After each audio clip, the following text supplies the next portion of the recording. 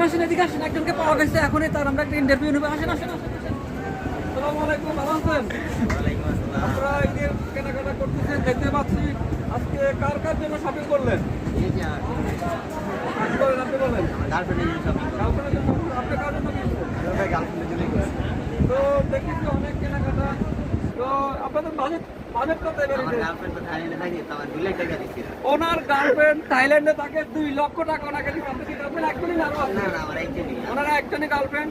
আপনি টাকা পাইছেন কোথায়? আমার ভাই গার্লফ্রেন্ড ফ্রান্সে থাকে তো আমাকে আনলিমিটেড বাজেট দিয়েছে, কার্ড দিয়ে দিছি। ওনার গার্লফ্রেন্ড ওনাকে আনলিমিটেড বাজার এবং কার্ড দিয়ে। আপনার গার্লফ্রেন্ড কি একজনই না আরো আছে? আরো আছে।